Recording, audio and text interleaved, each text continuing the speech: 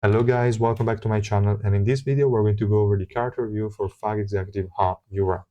As usual, we're going to talk about how good this unit is, whether you should pull for her or not, even though I already talked extensively about this part in previous videos, so you should already know what to do. Then we're going to look at the kit overview, the ignition weapon, the investment she needs, and also some team building. And for the team building part, I have the game here open on the side because I also wanted to show some fights of this unit. So yeah, that's definitely probably the most important part of this video. But okay, that's enough. I will start immediately with the first point. So how good is FUG Executive Yura? I gave her the irregular arrow down rank. I think she is top 3 or 4 support in the game at the moment. She provides a lot to the team. She has team-wide immortality. She has active skill cooldown reduction, only Revolution 5. She provides attack speed. She provides attack buff. She provides pierce. She provides also a debuff removal. Really, she provides a lot to the team. And that's really insane value. But I will say she's a bit tricky to use because her own survivability is a bit lacking unless you can meet some requirements. So that's really important. We're going to talk about that a lot in the sort of kit overview section of the video and also the team building part because she will need both for her survivability to actually work well.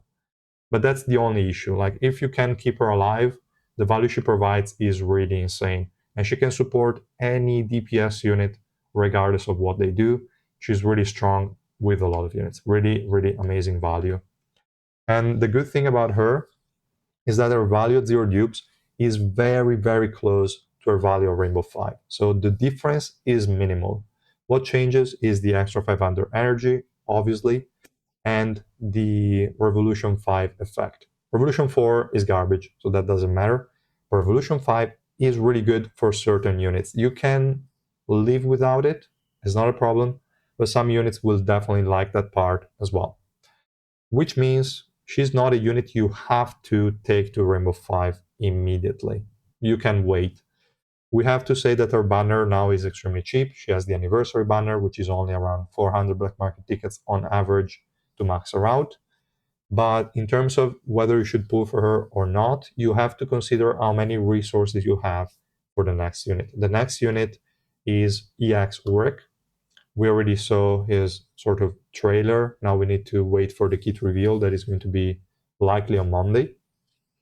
And that guy is going to take an average of 1,400 to 1,500 tickets, black market tickets. So you definitely want to have that amount by the time he's released. Actually, you have 2 more weeks, obviously, the duration of his banner. But if pulling for Yura would have an impact on your chances of getting a Rainbow 5 Urek, then I would say Skipper is still safe. We already have the free copy from the missions, so you have her at 0 dupes. You don't need to pull on her. Also, if you pull on her now and you get her to Rainbow 5, you lost on like the tap rewards for quite a lot of days and also the extra rewards from the data tower. So it's not the best idea. I hope you watched the previous videos where I went over again whether you should pull for the unit or not. But yeah, definitely if you have the means to, this is a really great time to pull for Yura. If you don't and you decide to skip, it's not the end of the world because again, her value is still insanely high, even on low dupes. So really good unit overall. Now I already talked about the first 2 points. Now we can have a quick kit overview. I'm going to look at it in game since I already have it open. I think it's quicker that way. We have the passive, which is extremely important. She cannot generate energy by herself during battle, which means basic attacks, skills, damage taken will not give her any energy whatsoever. But the good thing is that items like ignition weapons or Runda and others can still give her energy. Rainbow 5 can still give her energy. And then she has a condition that is going to generate energy for herself. And that is every time an ally uses a special move, she's going to recover 250 energy. So that's really solid. Then there is a HP increase and HP recovery, whatever. That Revolution 4 is then going to turn into HP recovery for all the team. Fine, whatever, that's kind of irrelevant. But it is important to note that after 4 special moves, she's going to have a full energy bar, which is pretty good. And with Rainbow 5, that's only 2 for the first special move cast. So obviously, pretty solid effect. And this makes it so she's easy to counter in adventure. So when you face her as an enemy, she's not hard to deal with. You just need energy decrease. It's also true that when you're facing a unit like Anniversary Iwa or other units that can have energy decrease, she's going to perform a bit worse. Even if the energy decrease is like very minimal, it could still mess her up because you see she gains 1000 energy very precise. If she loses 5 energy, she has to wait for the next 250 energy region, which is really annoying against, again, some enemies, but it's okay. Overall, it's not a big deal. You can use her very, very easily. And also the ignition weapon that is kind of recommended will work well with her on this part. So it's okay. It's not the end of the world. Just know you have an easy time countering her. And yeah, that's good. Then we have the first active skill, which I don't like too much because it's removable. Like the HP increase that she provides, attack increase, defense increase can all be removed. So yeah, kind of whatever. But if they are not removed, so you're not facing an enemy with a buff removal, you have a 60% HP increase, 240% attack increase, and 360% defense increase, which is pretty sizable buff, I would say. Really good. Then we have also some bonus buffs based on the team composition. You can have increased damage dealt to yellow element, physical pierce, or magic pierce. That's about it. Again, can be removed, so don't rely on it too much, but it's a nice addition when it works. Then we have the Fanatics contract. This is the most important part for our own survivability when used as the only support in the team. Because when you hit enemies with this skill, you're going to turn them into Fanatics for 10 seconds, and Fanatics deal no damage to Yura, which is massive. The physical and magic resistance part is kind of irrelevant, whatever, it's there, but fine. And what is really important to note is that this skill has a pretty small AoE effect, and she's going to cast it very early into the fight, like at 126, around that. So you need super early grouping, and if enemies are normal, they don't have any assassins that dash or anything like that, just normal units, Anna would work really well. And yeah, then we're going to talk more about that in the team building section. For now, I just wanted to quickly say that she needs grouping for survivability. The other way would obviously be to have another support that is dedicated to keeping her alive. Those are the two ways you can work around their survivability issues. But you might say, but where are the survivability issues coming from? And that's the special move. Because she's going to sing for like 8 seconds, and for these 8 seconds, the ally's HP, excluding herself, cannot go below 30%, which means the whole team is immortal, but you herself isn't. So you need something else, either the Fanatic contract on all enemies, or another support that can keep her alive. Those are the two requirements, basically. So that's what she's going to provide, which is massive. Like 8-second immortality is really good. And she also provides attack speed for the team. Really good. She's also going to recover 100% energy for all allies, which is, again, massive as well. It won't work all of the times because when you cast it, maybe allies already have max energy, stuff like that. But overall, more times than not, this is going to be a very massive energy recovery effect. The thing important to note is that when she's singing, let me scroll down a little bit because this extra damage based off of her own HP is decent, but nothing worth talking about, I think. What is really important to note is that she's immune to status effects while singing. She cannot move, and she cannot activate the special move again until she's singing. So she can only use the special move once every 8 seconds. There will be the slight downtime when she starts singing. I would say the downtime is not as long as I anticipated when we read the kit. So it's tolerable, is really, really good. It's also important to note that she cannot really use basic attacks and active skills while singing. She can only sing. She's stuck there and she's going to sing for 8 seconds. That's it. Also, she cannot use this skill if there are no allies, but yeah, fine, whatever. I mean, if there are no allies, the fight is already over. That's okay. And okay, yeah, I forgot to mention the Revolution 5 effect that we see here. That is the active skill cooldown reduction I mentioned. So while singing, the active skill cooldown for all allies is going to be decreased by 1 second every 1 second. So it's effectively a 50% active skill cooldown reduction. Really, really good. And yeah, that's all for the kit overview. Let's have a quick look at the exclusive equipment as well, because it's really important. She has a great one. Level 1 is going to extend the duration of the Fanatic contract by 8 seconds every time she uses the special move, which has an 8-second cooldown basically. So you can extend indefinitely, more or less, the duration of the Fanatic contract. So if you land it on all enemies, Yura will never die as long as the team is alive. So that's good. Then we have level 2 that is going to add a debuff removal to the What's in My Bag skill. Again, pretty helpful, I would say. Level 3 is going to make it so if an ally dies, the energy generated from the passive is increased by 250. So we read before, every time an ally uses a special move, Yura generates 250. If one ally dies, that energy is going to be increased to 500.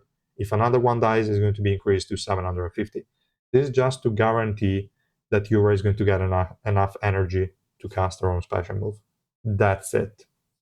Though it's fairly unlikely for an ally to die with Yura up, especially when she starts chaining the special moves, but is a nice effect just in case. Then for level 4, she's going to cast What's in My Bag every time she uses the special move. So that's also really, really important. And yeah, that's all we have to look for a kit. We already went through Revolution. Maybe we can quickly mention the subnodes that are needed. As always, I do the investment for the first 3 subnodes on all SSR Plus units just for archive purposes. You don't have to do it. The only important one I would say is effect resistance, because even though she's immune to status effects while singing, she's not when she's not singing, and you don't want her to be stopped in the early stages before she even sings the first time, and you don't want her to be interrupted while activating the special move. So that's definitely an important thing to have, and the rest is kind of irrelevant. I try to increase her HP as well to see if the damage increase is somewhat relevant. Maybe, but it's not really that important. I think you can easily skip that. Attack, I don't think is necessary because you don't need to link her to any like attack targeting units. You can if you want, because linking her to Sharon would be good, to Mamanak would be good. So it's okay, decent, but kind of up to you, depending on the kind of team you want to build around her. And for max cooldown reduction, a lot of people asked if it was a good thing or not. Again, she cannot use active skill while singing, so kind of wasted.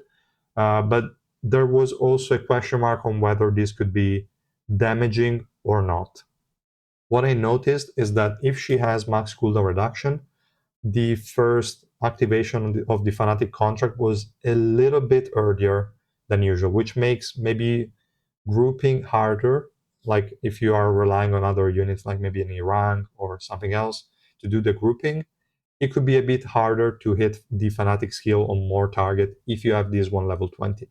But it wasn't even that earlier, to be honest. It was like late 126 compared to early 126. It was like a half a second difference, more or less. Nothing massive. So don't worry too much about it. If you want to invest, you can do it, but there is no benefit either. So it's just wasted resources. It makes no sense. It's not damaging, but it's not even beneficial. So I wouldn't do it. That's all I wanted to mention. Then if we talk about ignition weapon, let me open it in the website as well. We kind of have 2 options. I'm running Runda. I think Runda is really good on her. Definitely helps when you're facing units that decrease your energy to make things a bit smoother. So definitely Runda is appreciated. But Bari would probably be the best in slot at 0 dupes, and can also still be used when she's maxed out, just because her own survivability could be faulty at times, again depending on the team and whether or not you can land the Fanatic contract on all enemies. If you cannot, then Bari might come in handy. If you can, Runda is the best option, 100%. So that's kind of the 2 options you have. Feel free to test them both and see what works best for you. In terms of kind of stats that you want to look for, I would say you can always go for resistances. That's fine. Uh, I would prefer to go effect resistance here, main stat, that together with the 80 from the origin orb and the 200 from the subnode, that's 500 effect resistance. That's going to dodge most effects most of the times. Is pretty solid. So I like that. You might say she's immune to status effects again while singing. Yes, but as I mentioned before, you also want to block stuff before she starts singing and also in between the performances, let's say. And it's also important to know that she's only immune to status effects, not debuffs. And effect resistance also helps blocking those annoying debuffs. So definitely something to consider. And as I mentioned, affected doesn't seem to work on her and her fanatic contract. So there is really no point to go affected instead. And that's just what I wanted to mention. The rest is just heavy focus on resistances for me because I'm below 350. They still kind of work. She has a lot of HP. She also has a lot of defense increase. So overall, she's quite tanky and she won't get one-shotted most of the time. So I still want to go for resistances on her. And yeah, that's it for the ignition weapon part. In terms of the investment, let's have a quick look here. We have, as I mentioned, 0 dupes. For the mandatory one, she's going to be still insanely valuable. And we already mentioned what to run, so effect resistance, physical resistance. There are some notes here if you want to read. And I also wrote the part about the fanatic active skill not being affected by affected, from what it seems. If you test it otherwise, guys, let me know. But yeah, that's the mandatory investment, just 0 dupes and a little bit of investment in effect resistance, but she doesn't really need a lot. Then for recommended, we jump straight to Rainbow 5, and that's obviously just the extra value from the active skill cooldown reduction. And in terms of subnode investment, just effect resistance will be fine. For the nice to have, I added the HP as well. As you saw, I invested in that. And for evasion and the, what is that, like crit damage reduction? What is the tier 3? Yeah, crit damage reduction.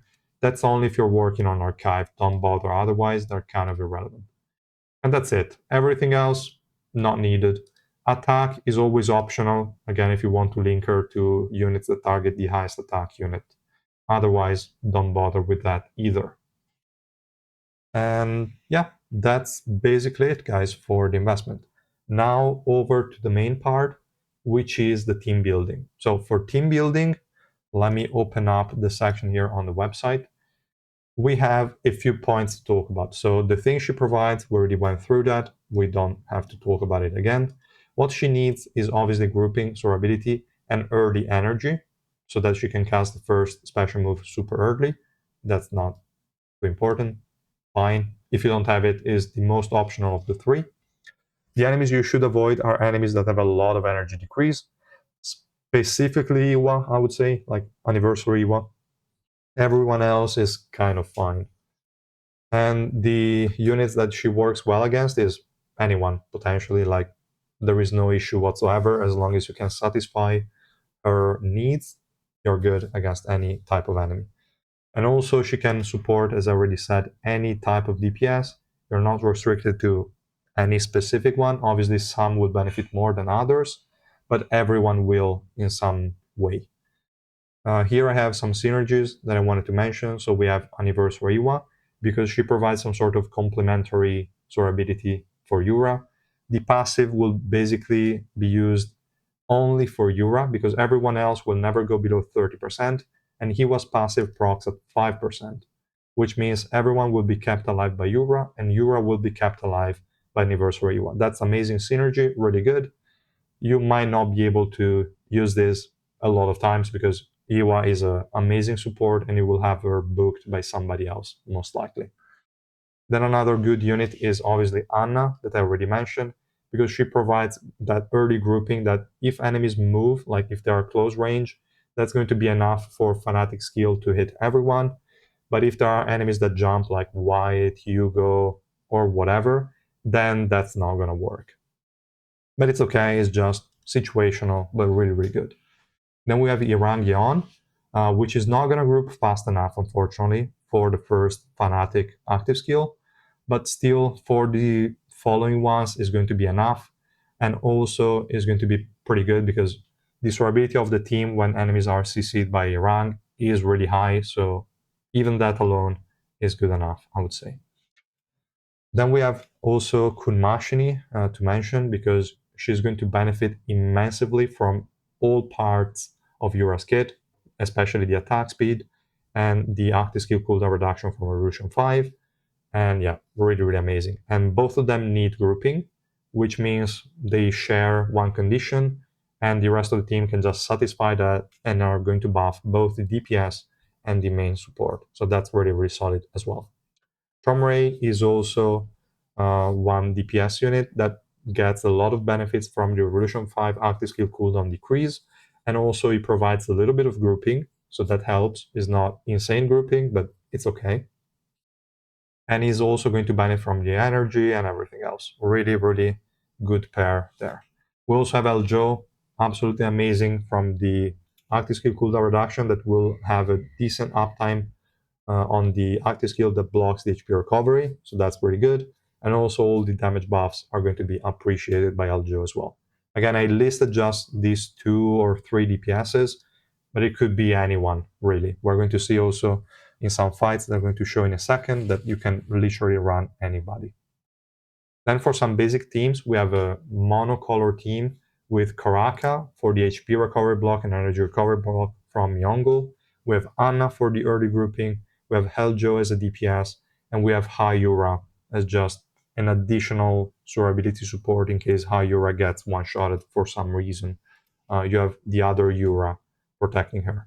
So that's decent. You could use David instead to provide more buffs to Eljo and more energy to Yura. That's definitely viable, but you don't really need that.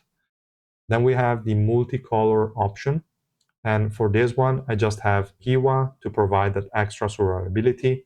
We have E-Rank for the grouping, Reflejo for extra crowd control on the grouped up enemies and decreasing their energy, and Augustus just as a DPS that is going to benefit from grouping as well, from the extra attack speed, from everything.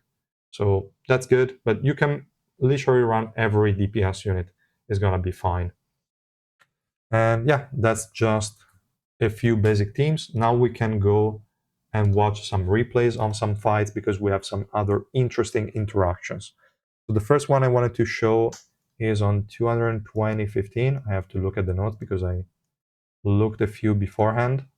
We have this one, which is pretty weird one with E-Rank DPS, is not something you usually see, against a Shia. So that was a fairly important fight. And we have an interesting combination here. We have Hockney plus E-Rank. And well, Shia is only there to buff damage because otherwise E-Rank is a bit garbage. I could have run anything else like Tawa or any other support that can boost the attack skill in DPS units. The important thing, if you see, everyone is grouped up at 127. She's going to cast the Fanatic active skill at 126. And that happened only thanks to Okni giving 500 starting energy to Yerang. So that's really important. And doing it this way, you see, everyone has been marked as a Fanatic, which means nobody can deal damage to Yura. And then the rest is just Yerang dealing damage. And that's it. Super quick fight, really, really good. So this is a combo I really liked. I used it a little bit in single stages, as you could see. And also when I could afford it, when I didn't need to run Okni in some other teams, I definitely tried it out as well. So really, really good. Another one is on floor 219. So let me change this. And we have 219.51. Let me see what this one was. Okay, this one was just another fight without using any reverse Reiwa, but we have Alfin to provide that initial survivability, and also when you're lucky, the extra immortality from the Revolution. I don't even remember if it was Revolution 4 or Revolution 5 from Shishia. So that's just to show that you don't necessarily have to use Iwa, you can use other options, and also that she boosts the damage enough for other units. Even though, again, we have Shia, which is boosting enough, I would say. Here, the Fanatic active skill is not going to proc on everyone because there is not enough grouping, but that's fine. We also have, again, another Shia as the enemy, which here has the HP recovery and energy recovery blocked by Karaka. So that's pretty solid, and that's it. Very, very simple, easy, and straightforward. Then we have also 217, and we have 21760 actually. So this is a multi-stage, and the fight I deployed, where is that? This one. I wanted to show with Tramray dealing some extra damage, and here we have a Tank Hats as the enemy. Here we have Anniversary Iwa to keep Yura alive, and then we have Tramray having his damage boosted by the active skill cooldown reduction. So we're going to see those parts here. We also have Kun Mashini that we see has been frozen, unfortunately, by Kunagera. Okay. And she's going to deal some damage, but nowhere close enough to Tramray. And that's it. Pretty simple and straightforward fight. We also lost Kun Mashini somehow. It shouldn't have happened, but again, the downtime during the activation of Yura's special move could lead to that. That's unfortunate. But okay, now we just have to wait for the active skill from Tramray to proc a bit more.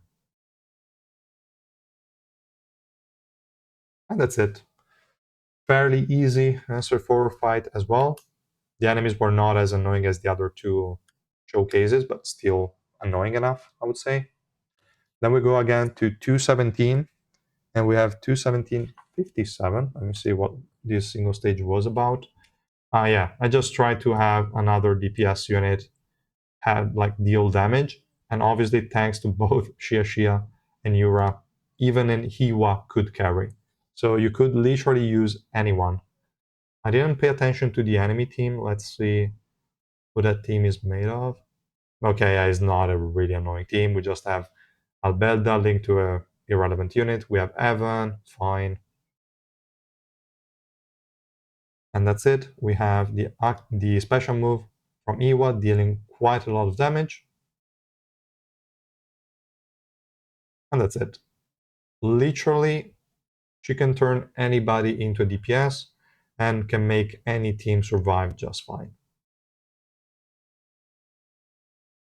Now we'll see if we can kill the last standing unit.